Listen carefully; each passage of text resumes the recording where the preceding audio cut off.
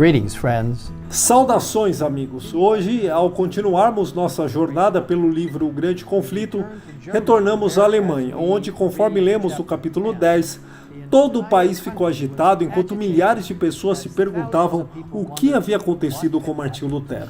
Rumores selvagens circularam, com muitos acreditando que o reformador havia sido assassinado. Alguns se uniram, determinados a vingar a morte de Lutero, e os líderes da Igreja Romana ficaram apavorados quando viram o nível de raiva contra eles.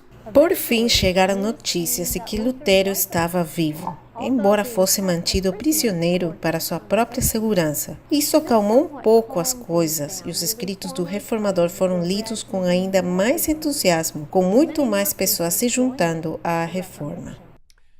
Mas Satanás não estava ocioso e trouxe uma falsificação para desacreditar a obra de Martinho Lutero e outros reformadores, procurando destruir a obra da reforma. Alguns homens se levantaram, alegando ter revelação direta do céu e rejeitando a autoridade da Bíblia. Rejeitavam o grande princípio que era o próprio fundamento da reforma, escreve Ellen White, que a palavra de Deus é a todo suficiente regra de fé e prática. Por este ato de pôr de lado o grande indicador do erro e falsidade, fora aberto o caminho para Satanás governar os espíritos como melhor lhe aprovesse. E vocês sabem, amigos, o mesmo é verdade hoje. Quando deixamos de lado a Bíblia como nosso guia inspirado de fé e prática, ela abre caminho para que Satanás introduza todos os tipos de falsos ensinos. O fruto desses falsos mestres, que a princípio afirmaram ser partidários da reforma, mas que eram guiados por seus próprios sentimentos e ilusões, logo ficou aparente. O caos se seguiu, com o fanatismo e a ilegalidade tomando conta de muitos. Pior ainda, as ações daqueles que provocaram conflitos e confusão foram atribuídas à reforma, com alegações de que isso foi o resultado de seguir o ensinamento de Lutero. Quando Lutero soube do estrago e confusão causados por esses falsos mestres, até mesmo em Wittenberg, o centro da reforma, ele estava determinado a deixar sua fortaleza segura e mais uma vez alimentar seu rebanho. Não são os habitantes de Wittenberg minhas ovelhas? Ele escreveu. Não os confiou Deus a mim? E não deveria eu, sendo necessário, expor-me à morte por sua causa? Isso não era exagero. Lutero estava sob a proibição do império. Os inimigos tinham a liberdade de tirar-lhe a vida. Aos amigos era vedado auxiliá-los ou abrigá-lo. Ele, porém, via que a obra do Evangelho estava perigando, que em nome do Senhor saiu destemidamente para batalhar pela verdade. Pela palavra, disse ele, devemos vencer e destruir o que foi estabelecido pela violência. Logo se espalharam por Wittenberg relatos de que Lutero havia retornado e iria pregar.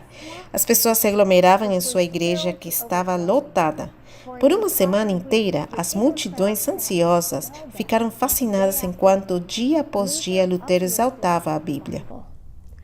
A palavra de Deus quebrou o encanto da excitação fanática.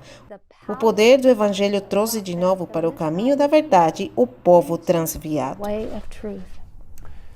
Satanás, no entanto, não desiste facilmente. Alguns anos depois, o fanatismo voltou a estourar com violência ainda maior e resultados mais terríveis, com muitas Bíblias queimando enquanto proclamavam: a letra mata, mas o espírito vivifica. Este ensino satisfazia seu orgulho, colocando virtualmente as ideias e opinião de homens acima da palavra de Deus. Amigos, sempre que colocamos as opiniões humanas acima da Bíblia, podemos esperar resultados terríveis. Nesse caso, seguiram-se as mais terríveis cenas de sedição e contenda, e os campos da Alemanha embeberam-se de sangue. E, no entanto, essa terrível violência foi atribuída aos reformadores, as mesmas pessoas que defendiam a palavra de Deus. Satanás está constantemente procurando enganar os homens e levá-los a chamar ao pecado justiça e à justiça pecado. No entanto, Lutero continuou a defender o evangelho de vários ataques sem medo. E a palavra de Deus provou ser uma arma poderosa em todos os conflitos. Foi nessa época que Lutero completou sua tradução do Novo Testamento para o alemão, que foi recebido com grande alegria por muitos. Todos os que sabiam ler estavam ansiosos para estudar a palavra de Deus por si mesmos, e à noite os professores das aldeias liam em voz alta para pequenos grupos reunidos em torno de fogueiras domésticas. Quando Lutero viu como o povo era abençoado por ter o Novo Testamento em sua língua nativa, ele imediatamente começou a traduzir o Antigo Testamento, publicando-o em partes o mais rápido possível. Mais e mais corações foram convencidos da verdade de Deus e a promessa encontrada no Salmo 119 e 130 foi confirmada. A revelação das tuas palavras traz luz e dá entendimento aos simples. Essa luz penetrou em toda a Alemanha e além, para nunca se extinguir. A perseguição foi mais uma vez acesa contra aqueles que permaneceram firmes. A perseguição foi mais uma vez acesa contra aqueles que permaneceram firmes em sua fé, mas não teve sucesso.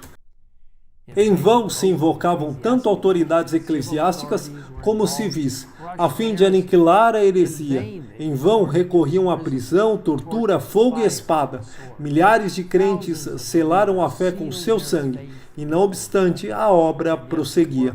A perseguição servia apenas para propagar a verdade. Amigos, hoje estamos sobre os ombros daqueles que partiram, aqueles que creram na palavra de Deus e a seguiram, fazendo o que é certo, ainda que o céu caia. Que possamos também valorizar e compartilhar a verdade de Deus com os outros, deixando a Bíblia das Escrituras brilhar neste mundo de trevas. Convido vocês a orar comigo agora mesmo.